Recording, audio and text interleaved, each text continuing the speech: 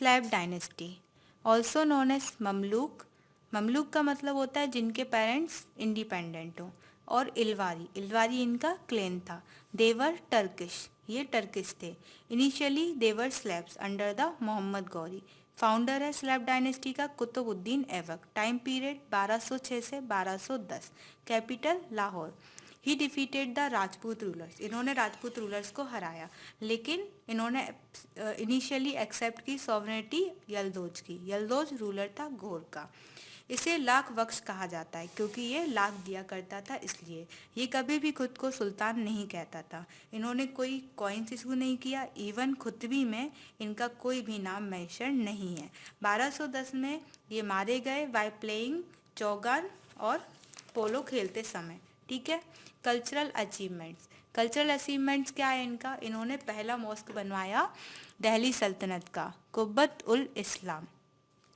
ये पहले एक हिंदू मंदिर था, बाद में इसे मॉस्क बनाया गया। सेकंड इन्होंने 2.5 दिन का झोपड़ा बनवाया अजमेर में। 2.5 दिन का झोपड़ा, या हम इसे 2.5 दिन का झोपड़ा भी बोल सकते हैं। इन्होंने कंस्ट्रक्शन वर्क शुरू करवाया कुतुब मीनार का। कुतुब मीनार का कंस्ट्रक्शन वर्क कंप्लीट किया इल्तुतमिश ने। कुतुब मीनार जो है वो 17 मीटर हाई बिल्डिंग है और 5 स्टोरीड है। इन्होंने कुतुब मीनार बनवाया in the memory of famous Chishti saint Qutub Uddin Bakhtiyar Kaki. तो कुतुब उद्दीन बख्तियार काकी की याद में इन्होंने कुतुब मीनार को बनवाया। या फिर हम बोल सकते हैं कि टर्किश विक्ट्री को इंडिया में सेलिब्रेट करने के लिए इन्होंने कुतुब मीनार को बनवाया। उसके बाद लाइटनिंग के चलते जो ऊपर की 2 मंजिल हैं कुतुब मीनार की, वो डिस्ट्रॉय हो गई। तो उसके बाद फिरोज शाह ने इसे रिकंस्ट्रक्ट करवाया। कुतुब मीनार जो है वो रेड येलो सैंड स्टोन से बनी हुई है और इसका शेप टैपरिंग है।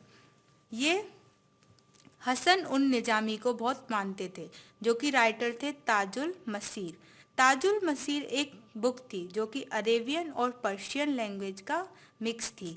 उसके बाद ये फ़खरुद्दीन को भी बहुत मानते थे। फ़खरुद्दीन जो थे वो ऑथर थे तारीख ए मुबारक के। उसके बाद नेक्स्ट रूलर आता है हमारा आराम शाह। आराम शाह या आराम बख्श। आराम शाह को मारा इल्तुतमिश ने। इल्तुतमिश जो था वो सन इन लॉ था कुतुब उद्दीन ऐबक का। तो इल्तुतमिश अब शासन में आया। उसने शासन किया 1211 से लेके 1236 तक। इल्तुतमिश जब कुतुबुद्दीन ऐबक की मृत्यु हुई तब उस समय ये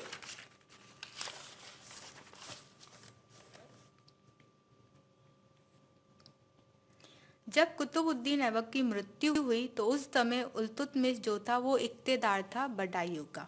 इक्तेदार इन लोगों का इक्ता सिस्टम हुआ करता था। उस इक्ता सिस्टम को जो पर्सन देखता था उसे इक्तेदार माना जाता था। तो इल्तुतमिश ने अपनी कैपिटल दिल्ली को बनाया। जब इल्तुतमिश राजा बना तो इनके कुछ इंटरनल प्रॉब्लम्स थे। इंटरनल प्रॉब्लम्स ये थे कि जो खुतवी नॉबल्स थे वो इल्तुतमिश का अपोज कर रहे थे। खुतवी नॉबल्स जो नॉबल्स लॉयल थे कुतुबुद्दीन ऐबक के। फिर इल्तुतमिश ने क्या किया कि एक ग्रुप बनाया रॉयल नोबल्स का, स्लेव्स का। ये इस ग्रुप को बोला जाता था चालीसा। चालीसा मतलब ग्रुप ऑफ 40। तो उसने खुतवी नोबल्स की पावर को डिस्ट्रॉय कर दिया। इसके बाद इसके सामने दूसरी समस्या ये थी कि इसका जो एडमिनिस्ट्रेशन सिस्टम था वो एस्टेब्लिश नहीं था, इसलिए इसने एस्टेब्लिश किया इक्ता सिस्टम को।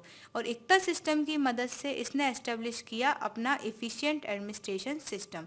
तीसरी प्रॉब्लम ये थी कि राजपूत रूलर्स जो थे वो ट्रिब्यूट पे करने से इनकार कर रहे थे और बंगाल के रूलर भी रिवोल्ट कर रहे थे इल्तुतमिश के अगेंस्ट। तो इसने सॉल्यूशन ये निकाला कि उसने डिफीटेड किया बहुत सारे राजपूत रूलर्स को और फिर वह ट्रिब्यूट पे करने के लिए तैयार हो गए। उसके बाद उसने बंगाल के रूलर्स को भी हराया। फिर इसके सामने कई सारे एक्सटर्नल प्रॉब्लम्स आए। एक्सटर्नल प्रॉब्लम्स क्या थे कि जो दिल्ली सल्तनत था उसका कोई भी सेपरेट आइडेंटिटी नहीं था। ये जो दिल्ली सल्तनत थी वो यलदौज और कुबाचा के अंडर में थी। और तीसरी बात, इनको ये डर था कि कहीं चंगेज़ खान अटैक ना कर दे। तो इनिशियल फेज में इन्होंने यल्दोज की सॉवरेटी को अपनाया और इंटरनल प्रॉब्लम्स को सॉल्व किया। फिर बाद में थर्ड बैटल ऑफ टेराइन जो कि 1215 में हुआ था यल्दोज और इल्तुतमिश के बीच में, यल्दोज जो है वो मारा गया इल्तुतमिश के द्वारा। चंगेज खान जो कि सिंध रीजन तक आ चुका था, तो वो मंगवर्नी को हराना चाह रहा था। मंगवर्नी जो था वो रूलर था फोरेनिज्म का। तो इस प्रॉब्लम को सॉल्व करने के लिए इल्तुतमिश ने क्या किया कि मंगवर्नी को मारकर उसकी बॉडी चंगेज खान को भेज दी। तो इससे चंगेज खान सेटिस्फाइड हो गया, ठीक है। उसके बाद कुवाचा। कुवाचा यल्दोज को पहले ही मार चुका था इल्तुतमिश, अब बचा कुवाचा। कुवाचा को भी बाद में इल्तुतमिश ने मार दिया। इस तरह से इल्तुतमिश ने अपना इंडिपेंडेंस दिल्ली सल्तनत एस्टेब्लिश किया। उसके दूसरे अचीवमेंट्स कुछ इस तरह हैं। उसने कॉइन्स मिंटेड किए। कॉइन्स कैसे? अरेबिक पैटर्न पर। कुछ सिल्वर कॉइन निकाले जिनको टंका बोलते थे, और कुछ कॉपर कॉइन जिनको जीतल कहा जाता था। उसने ये कॉइन्स इसलिए एस्टेब्लिश किए क्योंकि वो अपने मॉनेटरी सिस्टम को सिस्टमेटिक बनाना चाहता था। उसने कन्वर्ट किया दिल्ली को एक ब्यूटीफुल सिटी में। उसने इस्लामिक स्कॉलर्स को बुलाया वेस्टर्न पार्ट से और उनसे कहा कि दिल्ली में सेटल हो जाओ। जुनेदी जो था वो इल्तुतमिश का कोर्ट पोइट था। इल्तुतमिश ने अपना खुद का मकबरा बनवाया दिल्ली में। इसके अलावा उसने जो कुतुब मीनार का कंस्ट्रक्शन वर्क था वो कंप्लीट किया। कुतुब मीनार का कंस्ट्रक्शन वर्क कुतुबुद्दीन ऐबक ने स्टार्ट किया था, जिसको इसने कंप्लीट किया। इस तरह से इल्तुतमिश को रियल फाउंडर कहा जाता है दिल्ली सल्तनत का। अब आते हैं रुकुन उद्दीन फिरोज। रुकुन उद्दीन फिरोज जो थे वो सन थे इल्तुतमिश के। जब इल्तुतमिश मर गए थे तो रुकुनुद्दीन फिरोज जो है वो नेक्स्ट सुल्तान बने। पर इल्तुतमिश ने अपॉइंट किया था अपना नेक्स्ट सक्सेसर रजिया सुल्तान को। रजिया सुल्तान उनकी बेटी थी, लेकिन चालीसा की मदद से और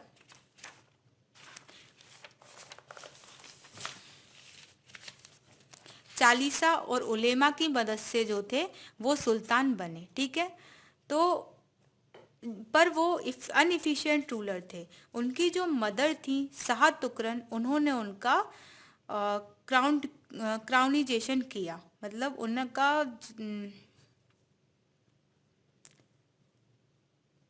रुकनुद्दीन की जो माँ थी शाह तुकरन, उन्होंने रुकनुद्दीन का ताजपोशी किया। तो इनकी कहानी कुछ इस तरह थी कि जब कुतुबुद्दीन ऐबक मर गए तो रजिया सुल्तान को बनना था सुल्तान। पर जो चालीसा और हमारे जो उलेमा थे उसके हिसाब से कोई भी लेडी रूलर जो थी सुल्तान नहीं बन सकती थी। तो हुआ ये कि रजिया सुल्तान को नहीं बनाया गया, तो शाह तुकरन ने उसका ताजपोशी कर दी रुकनुद्दीन की। पर जब रुकनुद्दीन अवध में जब उनके अगेंस्ट रिवोल्ट हो रहा था तो उसको सप्रेस्ड करने गए, तो उस समय रजिया सुल्तान ने कब्जा कर लिया और खुद सुल्तान बन गई। ये फर्स्ट लेडी रूलर थी हमारे इंडिया की, या कहा जाए तो फर्स्ट मुस्लिम लेडी रूलर थी, जिनने रूल किया 1236 से लेकर 1240 तक। पर अपोनेंट्स इनके सामने बहुत सारे थे, क्योंकि चालीसा जो कि इन्हें एक्सेप्ट नहीं कर रहा था। तो चालीसा को बीक करने के लिए रजिया सुल्तान ने क्या किया कि जो नॉन टर्किश लोग थे उन्हें काम देना स्टार्ट किया और नॉन टर्किश नॉवेल्स बनाए, ठीक है। उसके अलावा इन्होंने मलिक याकुत जो कि एक इथोपियन था, उसे इन्होंने अपनी जो पैदल सेना थी, जो रॉयल कैवेलरी थी, उसका हेड बनाया, ठीक है। और उस हेड जो इन्होंने बनाया, उस जो पोजीशन थी उसको बोलते थे आमीरे आकुर, या जो पोस्ट थी उसका नाम था आमीरे आकुर, ठीक है। उसके अलावा इन्होंने अपनी फादर की जो मंगोलियन पॉलिसी थी वही अपनाई, जो कि पैसिफिस्ट थी। रजिया ने जो रूलर थे रणथंभोर के, उनको फोर्टिफिकेशन नहीं करने दिया। उसके बाद जो दो मेंबर थे चालीसा के, अब चालीसा के मेंबर्स को बुरा तो लगा ही क्योंकि ये सुल्तान बन गई, तो उन्होंने क्या किया कि कॉन्स्पिरेसी की, किसके अगेंस्ट? रजिया के अगेंस्ट। तो जो दो मेंबर थे चालीसा के, एतगीन और अल्तुनिया, उन्होंने कॉन्स्पिरेसी की, किसके अगेंस्ट? रजिया के। अंडर कॉन्स्पिरेसी इन्होंने रिवोल्ट करवाया, कहाँ पर? लाहौर में। तो रजिया जो है वो लाहौर गई रिवोल्ट को सप्रेस करने, बट वहां पर जाकर अल्तुनिया से वो हार गई। और इधर दिल्ली में मलिक याकुत, जो कि उसका रॉयल कैवलरी का हेड था, उसे एदगीन ने मार डाला। सो जो पोजीशन थी रजिया की वो कमजोर पड़ गई। तो फिर उसने अल्तुनिया से शादी कर ली, और अल्तुनिया से शादी कर कर वो दिल्ली को रिकैप्चर करना चाहती थी। बट जब वो दिल्ली वापस आ रहे थे दोनों, तो कैथल हरियाणा में दोनों को रॉबर्ट्स ने या कह सकते हैं कि डाकुओं ने उनको मार डाला। उसके बाद रजिया के हम अचीवमेंट देखते हैं। तो रजिया जो थी वो सुल्तान बनी थी। किसकी मदद से सुल्तान बनी थी ये सुल्तान बनी थी दिल्ली के लोगों की मदद से। इसने चालीसा को भी कमजोर किया और मंगोलियन पॉलिसी को अपनाया। अब रजिया हारी क्यों थी? तो रजिया हारी थी चालीसा की वजह से। रजिया फेल्ड हुई चालीसा की वजह से। चालीसा को क्या चाहिए था? परफेक्ट रूलर, जो कि रजिया नहीं थी। उसके बाद आया बहराम शाह। जब रजिया मर गई तो जो थर्ड पर्सन थे इल्तुतमिश के, उन्होंने राज किया। इनका टाइम पीरियड था 1240 से 1242। इन्होंने एक नई पोस्ट का एस्टेब्लिश्ड की, इन्होंने एक नई पोस्ट जिसका नाम था नायबे ममलाकात। ठीक है, नायबे मामलाकात मतलब कि डिप्टी सुल्तान। जो भी सुल्तान के पास जो भी पावर्स होती थी वो इस डिप्टी सुल्तान या नायबे ममलाकात के पास होंगी। एतगीन पहला नायब बना होगा, क्योंकि जब अल्तुनिया मर गया था तो एतगीन बचा इसलिए। और जो पहला मंगोल अटैक हुआ था वो बहराम शाह के टाइम में हुआ था। तो मंगोल्स को कौन लीडर कौन था मंगोल्स का? तेग बहादुर। तो first Mongol invasion under the leadership of Tegh Bahadur कब हुआ? बहराम शाह के समय में। फिर जब बहराम शाह का राज खत्म हुआ तो अलाउद्दीन मसूद शाह जो कि सन थे रुकनुद्दीन के, वो नेक्स्ट सुल्तान बने। इनका टाइम पीरियड था 1242 से 1246। ये थे बेटे रुकनुद्दीन के। ठीक है ना? तो रुकनुद्दीन के बेटे जो थे वो बन गए सुल्तान। अब क्या हुआ कि जो दूसरी बेगम थी इल्तुतमिश की, उन्हें बड़ा ही बुरा लगा। तो उन्होंने क्या किया कि रुकनुद्दीन के अगेंस्ट कॉन्स्पिरेसी की, और अपने जो बेटे थे नसीर उद्दीन महमूद, उनको नया सुल्तान बनाया। तो जो माँ थी नसीर उद्दीन महमूद की, जिन्होंने कॉन्स्पिरेसी की थी अलाउद्दीन मसूद शाह के अगेंस्ट, वो थी मलिकाए जहाँ। मलिकाए जहाँ जो थी वो बेगम थी इल्तुतमिश की। तो इन्होंने फिर अपने बेटे को सुल्तान बना दिया। तो इनका टाइम पीरियड रहा नसीर उद्दीन महमूद का 1246 से 1266। ये बहुत ही अच्छे टेलीग्राफर थे, इनकी हैंड राइटिंग बहुत अच्छी थी। तो ये अपना खुद का खर्चा खुद चलाते थे।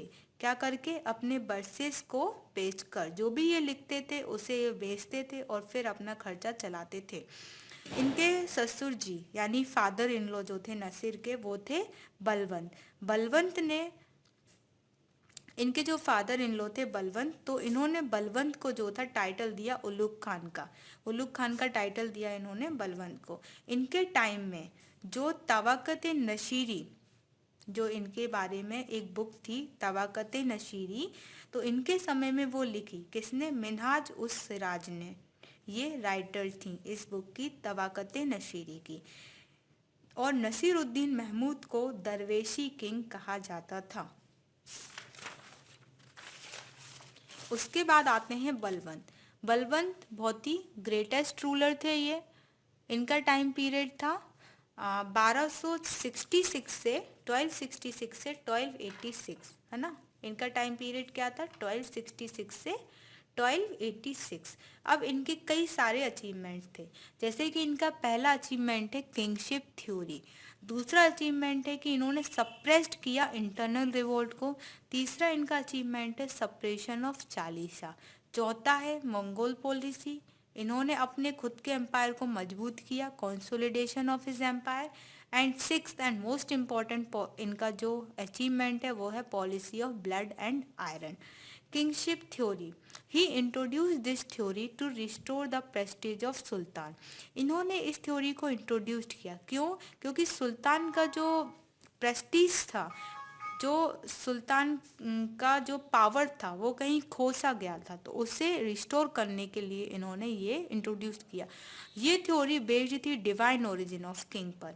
मतलब इन्होंने ये कहा कि जो राजा है वो क्या है, भगवान का अवतार है, डिवाइन ओरिजिन है। तो इस तरीके से ये रिस्टोर करना चाहते थे किंग के प्रेस्टीज को। इन्होंने दो वर्ड्स यूज किए किंगशिप के लिए। पहला नियावते खुदाई, नियावते खुदाई, और दूसरा जिले लाही, जिले लाही। ठीक है। नियावते खुदाई का मतलब है direct representative of God, and जिले लाही का मतलब है कि शैडो ऑफ गॉड। ओके। ये प्योरिटी ऑफ ब्लड में बिलीव करते थे। उन्होंने कहा, अब वो अच्छी तरीके से जानते थे क्योंकि वो एक स्लेव थे। ये जो हमारे बलवंत जी हैं, बलवंत जो हैं वो स्लेव थे, वो किंग नहीं, मतलब कोई किसी भी रियासत से नहीं थे, स्लेव थे। अब वो जानते थे कि चालीसा इस बात का अपोस्ट करेगी, क्योंकि एक स्लेव तो राजा नहीं बन सकता, दास तो राजा नहीं बन सकता। तो वो क्या कहते थे कि मैं अवतार हूँ, किसका, अफ्रासियार डायनेस्टी का, जो एंशियंट पर्शिया की अफ्रासियार डायनेस्टी है उससे हूँ मैं। तो ऐसा उन्होंने कहा। वो सपोर्टर थे टर्किश नॉवल के, वो सपोर्ट करते थे टर्किश नॉवल को। तो हायर पोस्ट जो है सिर्फ वो टर्किश लोगों को ही देते थे। ही believed in true justice, true justice में बिलीव करते थे, मतलब कि कोई भी पार्शलिटी वो नहीं करते थे। वेदर इट वॉज अ, अगर नोबल पर्सन हो या कॉमन मैन हो, वो सबको समान सजा देते थे। ट्रू जस्टिस उनका फंडा था। अदर एक्टिविटीज़ जो हैं वो ये हैं कि he maintain the strict discipline in the court, वो स्ट्रिक्ट डिसिप्लिन रहता था उनके कोर्ट में बहुत ज़्यादा। कोर्ट के लिए ड्रेस कोड भी रखते थे। तो ये एक ऐसा राजा था जो कि भाई ड्रेस कोड रखता था कोर्ट के लिए। इनके कोर्ट में हंसना भी मना था। उसके अलावा इन्होंने इंट्रोड्यूस किया सिजदा और पैगोस। सिजदा क्या होता है, सिजदा मतलब prostration, prostration of the monarch. Prostration मतलब सष्टांग प्रणाम। और पैबोस, पैबोस मतलब किसिंग द फीट, मतलब कि राजा को पूरा लेट कर जमीन में ऐसे जाके उन्हें प्रणाम करना पड़ता था। और पैबोस का मतलब उनके पैर को चूमना पड़ता था। ये सिस्टम इन्होंने चलाया। इसके अलावा इन्होंने इंट्रोड्यूस किया नवरोज फेस्टिवल को। नवरोज फेस्टिवल इन्होंने इंट्रोड्यूस किया। इसके अलावा इन्होंने एस्टेब्लिश किया सेंट्रल मिलिट्री डिपार्टमेंट। पूरा जो मिलिट्री डिपार्टमेंट था वो एक ही तरीके से चलाया जाता था, तो इसे बोलते थे दीवाने अर्ज। उन्होंने सप्रेस्ड किया चालीसा के पावर को, और उन्होंने रिवोल्ट, कई सारे रिवोल्ट थे जो रियासत में हो रहे थे इधर उधर, उन्हें भी उन्होंने सप्रेस्ड किया। जैसे मेवाती, कठेरी राजपूत, और मैन जो था जिसको उन्होंने सप्रेस्ड किया था वो था Tughril Beg of Bengal. In order to stop Mongol, Mongols को रोकने के लिए, क्योंकि मंगोल्स तो कंटिन्यू अटैक कर ही रहे थे, तो उन्हें रोकने के लिए इन्होंने डिफेंसिव पॉलिसी को अपनाया। ठीक है। उसके अलावा इन्होंने फोर्ट बनवाए कई जगह। इनका एक बेटा था मोहम्मद, जो कि मंगोल के अगेंस्ट जो बैटल चल रहे थे उसमें मारा गया था। इनकी blood and iron policy, blood और जो आयरन पॉलिसी थी इनकी, वो इन्होंने क्यों दी, इन्होंने रिस्टोर करने के लिए सुल्तान की पावर को। रिजल्ट क्या हुआ कि he was able to restore the power of the sultan. ये मतलब इन्होंने रिस्टोर कर लिया। बलवंत जो थे उन्होंने, वो मतलब एक इंटरनल ताकत बन गए दिल्ली सल्तनत की। ठीक है। उन्होंने अपने एम्पायर को मजबूत किया, वो इंटरनली खुद स्ट्रांग थे। और उन्होंने बैकग्राउंड दिया किसको, जो अलाउद्दीन खिलजी की जो एक्सपेनिस्ट पॉलिसी थी उसका बैकग्राउंड इन्होंने ही बनाया। ही नॉमिनेटेड हिज सक्सेसर, उन्होंने अपना सक्सेसर बनाया काई खुसरो को। पर जब ये मर गए तो काई कुब्बत जो थे वो सुल्तान बन गए। He never pursue the policy of empire expansion, ये कभी भी एम्पायर एक्सपेंशन की पॉलिसी में विश्वास नहीं करते थे। इवन कोई भी सैयद डायनेस्टी का कोई भी रूलर जो था वो इस पॉलिसी में विश्वास नहीं करता था। इन्होंने भी अपना खुद का मौसोलियम और मकबरा बनवाया दिल्ली में। ये पहली बिल्डिंग थी जो कि साइंटिफिक आर्ट जिसमें कि शो ऑफ होती थी। इसके बाद राजा बने काई कुब्बत। काई कुब्बत जो थे वो पैरालाइज्ड हो गए और मर गए। क्यूमस क्यूमस लास्ट रूलर जो कि जलालुद्दीन खिलजी के द्वारा मारे गए। उसके बाद खिलजी डायनेस्टी, खिलजी रिवॉल्यूशन, ये हम कल देखेंगे। तो खिलजी डायनेस्टी हम नेक्स्ट वीडियो में देखेंगे। धन्यवाद। और वीडियो के लिए सब्सक्राइब करें और बने रहें हमारे साथ।